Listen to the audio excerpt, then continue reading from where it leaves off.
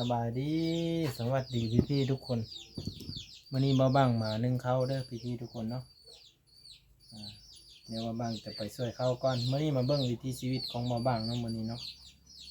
ที่ข้างมอนึงเนาะข้างมอนึงแล้วก็จะไปช่วยข้าวเด้อบ้างเดี๋ยวบ้างช่วยข้าวก่อนเนาะบรรยากาศอยู่บ้านนอกของนาเสียงกับบ่ดังบ่ได้เลยทุกคนเริ่มบ่ได้มีใหม่เด้อใหม่นี้ก็บ่ได้ซากซ้ำนะซากเอาแบบสดๆไปก่อนเนาะมีเสียงไก่เสียงอันนี้ไปแล้ว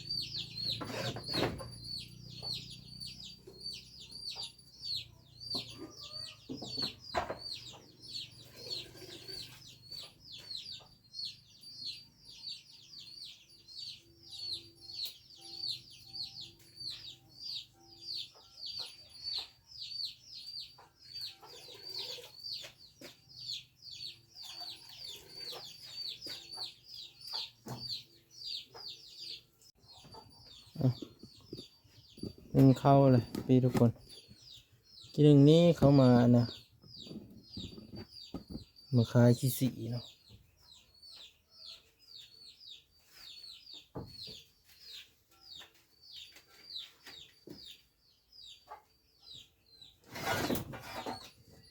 เขามาขายขี้สีบ้างกันเลยบ่ได้ซื้อไว้ทุกคนเพราะว่าเขาบ่หักซื้อแล้วนะ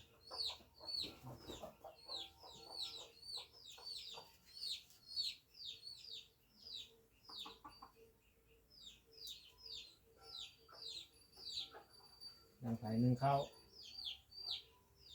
แล้วกะแต่น้อยก็สิลงไปเบิ่งเป็ดเบิ่งไก่ที่ทางพุ่นแหละทุกคนเด้เนาะไปเกือเป็ดนี่เนาะเป็ดน้อยก็ได้ขายแล้วเนาะได้280,000กี้ทุกคนเด้เป็นเงินนั้นดอลลาร์ก็6.42 ดอลลาร์เนาะเป็นเงินบาทว่าหัวเท่าไรล่ะ200,000 ไปบ่ฮอด300บ่ฮอด500ซั่นนะเดี๋ยวเอามาอันนี้ข้างปลาไว้นี้เนาะเดี๋ยวเราจะไปเป็ดก่อนทุกคนหน้าตาบ้างก็สมๆเนี่ยจักหน่อยทุกคนเลยจักเป็นได้เมื่อยกับต้นกระโตอยู่ซื้อยาซื้อนั่นมากินอยู่บำรุงเนี่ยแล้วก็ซื้อมากินข้าวแซ่บนอนรับเขาบางวันบ้างนอนก็มีแต่สะดุ้งนะทุกคนโมโหเป็นยังก็เลยนอนบ่เต็มอิ่มบางทีนอนตั้งแต่8 โมงนี่10 โมงจนฮอด2 โมงนี่แต่บ่รับเนาะพอสิมารับก็มารับตอน3 โมง4 โมงทุกวันเป็นจะนั่นเลยบ้างก็เลยว่าซื้อยามากินเนาะบางทีจะกินข้าวแซ่บนอนรับกันนะทุกคนเอาเดี๋ยวเราค้างไปวันนี้ปะเดี๋ยวเราไปเบิ่งกันคุณไปอันนี้คือหับเนาะทำก็ได้จากการสีเขาเนาะ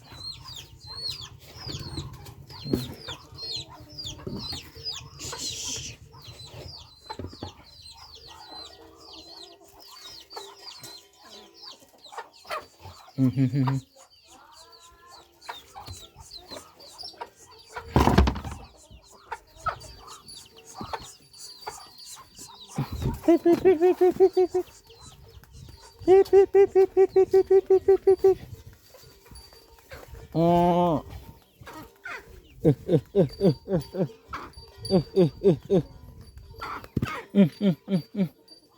อันนี้เอาให้งัวพอได้เล่มกิน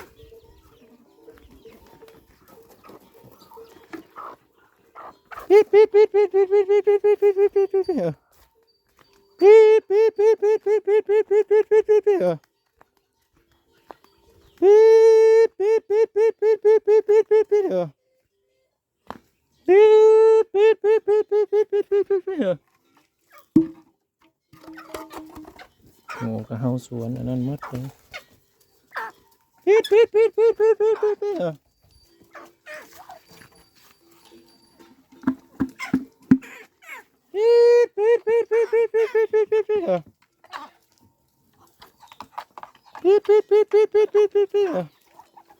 เข้ามา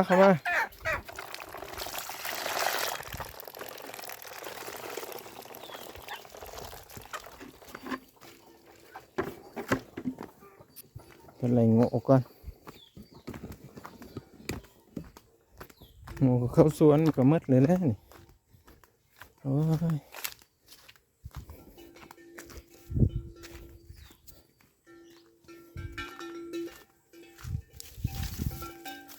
มุนกินเม็ดเลยอันนี้คือโซนพักโซนมาโถมาอันนี้แหละทุกคนโซนโฮซิงไข่แน่แล้วก็ปลูกซ้ำกันไปเลยนะโฮซิงไข่พวกกุกมะละเนาะนี่มะละมาสไลด์เนาะหรือว่ามะละอะไรสไลด์น้อยแล้วก็ต้นมะเขือเนาะนี่ต้นมะเขือนี่ก็เป็นมากอยู่มื่อนี้ก็ออกวันพุยเนี่ยทุกคนเลยบางสิเอาคลิปวิดีโอให้เบิ่งเด้อมาวันพุยวันพุยจะเข้ากันเฮ็ดติเฮ็ดไหนเฮ็ดหนากันแต่ว่าเข้างามเนี่ยปีนี้เห็นติสื่อนะเฮ็ดคือสื่อดอกเด้อวันพุยเด้อเข้างามบ่นี่เข้างามบ่เต็มเลยเคี้ยวแล้วเข้ากันเลยไม่มีหญ้าแล้วปีนี้นะคนดุเห็ดหนาเนาะคือออกมาหาถ่ายคลิปลิ้นๆสินะจะได้ว่าเห็ดหนาอีเนาะนี่เนี่ยคนดุเด้อนี่ฮะสิหาวันพุยเท่านี้แหละไปวันพุยเหมือนกันเด้อได้สิแล้วตอนนี้ก็ได้ตัวแดดคักขนาดทุกคนเลยเห็นว่าแดดแบบนี้ก็เป็นวัดเป็นไออยู่ในแดดแบบนี้ฮะโอ้ยดึกดีหวานพุ้ยมันระบอดแต่เจ้าหวานพุ้ยมันระบออันนี้ฮะก็เลิกหวานนายมิทันได้ดำเท่านั้นนี่ก็ได้ตัวเห็นบ่ทางหลังนี่เขากำลังแบบกล้ากำลังขึ้นนะเมื่อคืนนี้พันหวานเข้าเป็นหมาแล้ววะสันตื่นเมื่อเช้ามาไปได้ออกมาหวานพุ้ยมันแดดเด้ขับฝนตกก็คือสิไม่ได้ออกมาดอกนี่มันแดดแน่นี่ฮะเป็นแล้วสิเจ้าเห็ดนาข้าวสารมาเลยเห็ดนาเขียวแบบนี้เนาะบอกมาหน่อยเด้อเนาะหวานพุ้ยหวานยังกันแล้วบอกอันนี้กำลังเริ่มหวานนะหวานพุ้ยเริ่มสัตว์ขึ้นเนินวิทย์หญ้าเนาะหญ้ากระดกชมโคนอยู่เดี๋ยวเห็ดให้เห็ดนากันเนาะบอกมาหน่อยเด้อหวานพุ้ยหวานยังแล้วบอกคอมเมนต์มาบอกกันได้นะขอบใจหลายทุกคนเป็นได้ทุกคนหลังจากที่เบิ่งวิดีโอเอาบางไปหวานพุ้ยเจ็บมืดแขนนี่หวานพุ้ยผัดคิวเด้ทุกคนบริไซอันแนวเป้าได้เป็ดกันเฮ้ยน่ะเข้าไปพุ้ยเด้เฮ้ย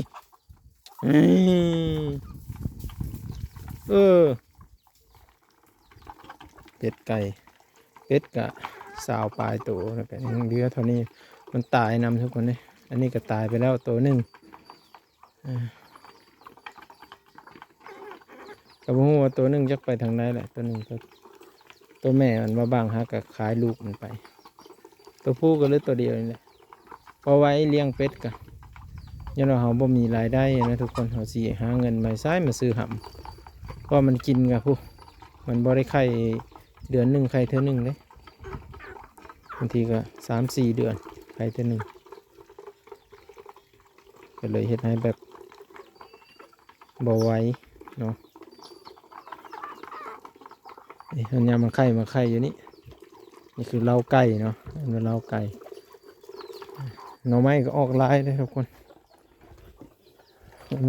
ลืมคู่หน่อไม้นี่หน่อไม้สร้างไผ่ว่างก็เจ็บคอเนี่ยวัดลงคอลำบากเลยว้าวก็บ่ได้น้ำลายกันยากทุกคนเดี๋ยววางผาเบิ่งทีนี้เด้อ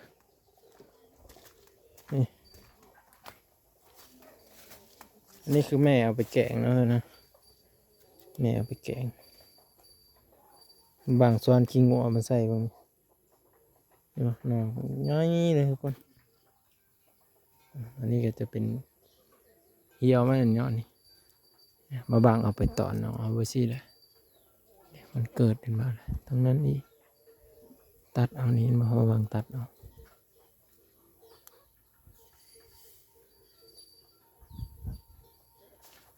ตัวนั้นใหญ่ดิตัวนั้นนี่ก็ออกหักกันน้อยๆนี่ออกหักเลยทุกคนแต่ว่าหักมันเป็นเดี๋ยวบางสิเอาอันนั้นมาทมเอาวันนั้นไปก้า ประมาณนี้ทุกคนอันนี้จะเป็นสวนกล้วยอันนี้ปลูกต้นกล้วยกับหักก็ขึ้นเนาะปีนี้แหละเห็นต้นกล้วยปีกายนี่โอ้พอเห็นเลยงัวเข้าไปกินปีนี้ก็เห็นต้นกล้วยแน่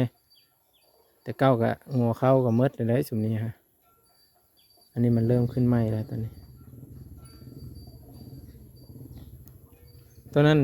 ก็กำลังใส่พุ่นใหม่เนาะตอนกี้ถมดินบ่ได้ถมดินมันจะตายทุกคนเลยใบเบิ้งกกมันเลื้องเขาเลยก็เลยซ่อนขี้งัวไปใส่อีกเนาะให้มันเคี้ยวคือลำตัวนี้เห็นบ่ตัวนี้กับตัวนั้นสิต่างกับตัวนั้นจะเคี้ยวอ่อนๆตัวนี้เคี้ยวแก่ๆเคี้ยวแบบมีพุ่นนะ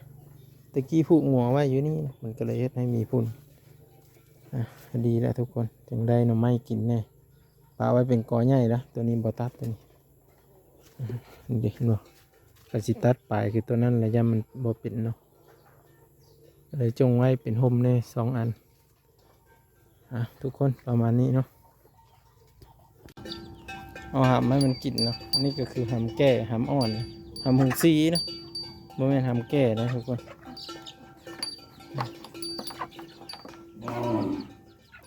พวกต้นไม้นี่ก็บ้างฉีดยาไปแล้วต้นอันมักทั่ว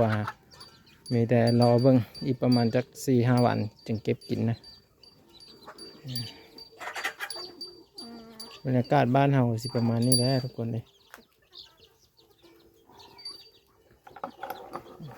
ได้หำเรื่องกินหำนั่นตัวนี้เห็นบ่แต่เก่าโอ้ยบ่ได้ใหญ่ขนาดนี้เลยอันนี้เริ่มใหญ่ขึ้นมาแล้วมันตุ้ยกันกินหำนะรอติดตามเบิ่งติดตามเบิ่งอีกเนาะไปก็ได้นี่เดี๋ยวเบิ่งนำกันทุกคนมาพิสูจน์นำกันว่ามันตายบ่ตายได้เพียนี่ตายได้เพียตายทุกคนนี่เห็นว่ามันเกาะกันอยู่เพียตายเลยตายเพียตัวนี้ดิบางอันมันบังเลยมันบังไปสิหาซีดบ่ถือแต่ว่าบางซีดใส่จนมันอันนั้นเลยได้ซีดใส่แบบจนเปียกเลยนะทางพื้นทางอีกยังซีดใส่มดเลยจนเปียกเลยทุกคนประมาณนี้เบิ่งบรรยากาศเนาะเดี๋ยวเบิ่งตัวนี้ก่อนโอ้ยาก็เริ่มร้ายนะตัวนี้คือเป็นจักสีน้อนี่มันสิใหญ่สิสูงอยู่บ่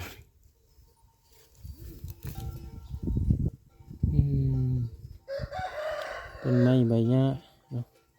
เริ่มหยาดฝุ่นกันกินแล้ววะตัวนี้ลูกค้าก็อยากได้หลายคนอยู่ทุกคนหลายคนบ้างกำลังสั่งมันเป็นเบ้าที่เขาต่อนะทุกคนบ่ได้ซื้อทุกอย่างเนาะตอนนั้นมันจะมีอยู่20 อันเนาะในราคา56,000 กีบก็คือบ่ฮอด100 บาทซ้ำบ้างก็เลยซื้อเอาเนาะเพราะว่ามันบ่มีพุ้ยมะพร้าวนะแล้วก็เอานั่นมาโอบเอา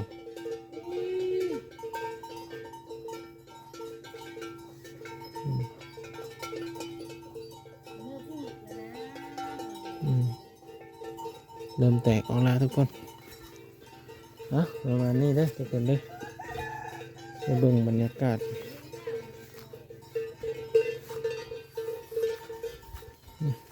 ตัว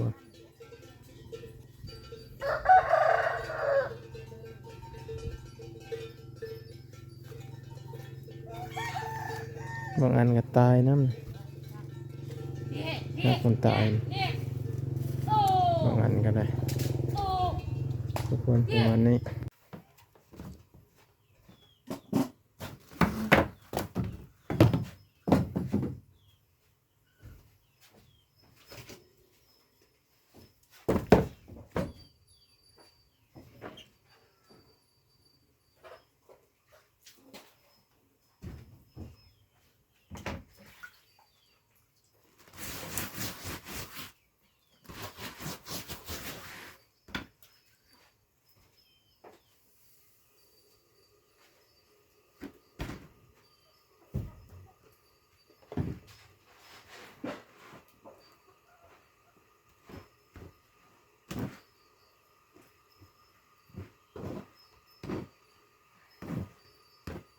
ใส่เข้ากันพี่น้อง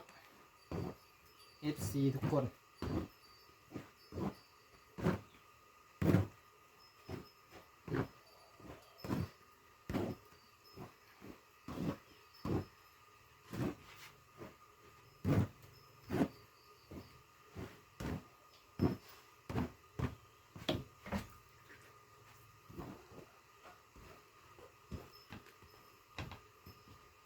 กินข้าวเหนียว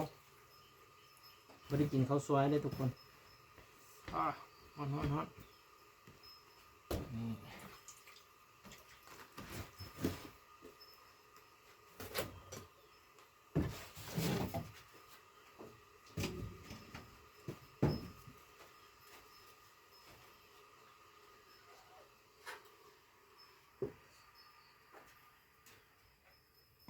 อันนี้คือเรียกอยู่เหือนเนาะซอยเรียกแม่คันได้อยู่เหือนกันสิประมาณนี้แหละทุกคนพอได้ซอยเพื่อนนะตอนเขายังอยู่ทุกคนเนาะเฮ็ดแบบนี้แหละบางทีเอาไปหันไปนี่กับบริเฮ็ดซอยเนาะทุกคนเป็นจังได้กาฝากพ่อพี่น้องเบิ่งคลิปเบิ่งโฆษณาให้เบาบ้างเป็นกำลังใจให้เบาบ้างเนาะเบิ่งวิถีชีวิตในวันนี้เนาะเบาบ้างกะขอบพระคุณและกะเบาบ้างจะจบไปเพียงซ้ำนี้เด้อทุกคนเด้อเนาะคลิปวิดีโอนี้ก็ได้เบาบ้างกะคอแหบแน่เจ็บคอเนาะกะเนื่องจากว่าวัดลงคอเนาะแล้วกะมื้อแรงจะได้กินยาแล้วกะมื้ออื่นน่าจะไข้เนาะจะได้กะขอบคุณเบิร์ดทุกคนที่มาให้กำลังใจและทุกคนบายเด้อทุกคนเด้อเนาะคลิปนี้มาบ้างล่ำลาไว้ซ้ำนี่ทุก